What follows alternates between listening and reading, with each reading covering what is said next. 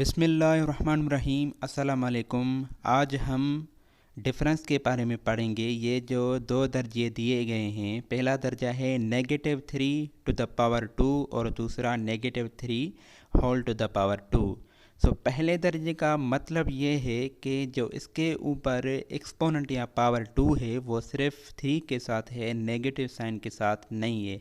यानी हम 3 को 2 टाइम्स मल्टीप्लाई करेंगे, नेगेटिव साइन को 2 टाइम्स मल्टीप्लाई नहीं करेंगे, नेगेटिव साइन वही रहेगी। यानी हम क्या करेंगे, 3 को 2 टाइम्स मल्टीप्लाई करेंगे, नेगेटिव साइन को 2 टाइम्स मल्टीप्लाई नहीं करेंगे, नेगेटिव साइन वही रहेगी। तो हम पहले क्या करेंगे, नेगेटिव साइन लिखकर 3 को ब्रैकेट में लिखेंगे, फिर हम उसके ऊपर एक्सपोनेंट 2 देंगे।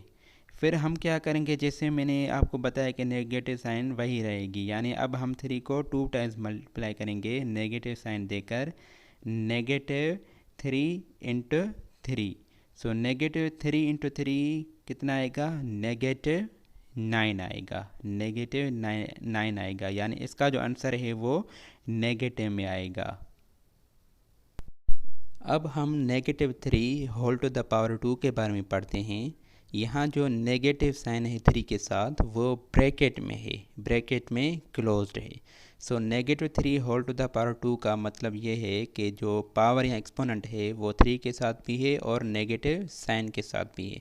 यानी हम -3 को 2 टाइम्स मल्टीप्लाई करेंगे, -3 × -3 कितना आएगा, +9 आएगा, +9 आएगा। अगर बेस नेगेटिव हो और उसके ऊपर एक्सपोनेंट या पावर हो, अगर वो ब्रैकेट में क्लोज्ड नहीं है, ब्रैकेट में नहीं है, तो उसका जो आंसर है, चाहे उसका पावर इवन भी हो, तो उसका जो आंसर है वो नेगेटिव में आएगा, जैसे -9 आया है। अगर बेस नेगेटिव हो और वो ब्रैकेट में क्लोज्ड हो, फिर हम उसका पावर देखेंगे। अगर इवन है तो उसका आंसर पॉजिटिव में आएगा, जैसे +9 आया है। अगर यहाँ इसका पावर ऑड होता तो इसका आंसर नेगेटिव में आता। तो ये थी आज की टॉपिक। इंशाल्लाह अगली वीडियो में किसी नई टॉपिक के साथ हाज़िर होंगे। तब तक मुझे इजाज़त दीजिए। Thank you very much. God bless you.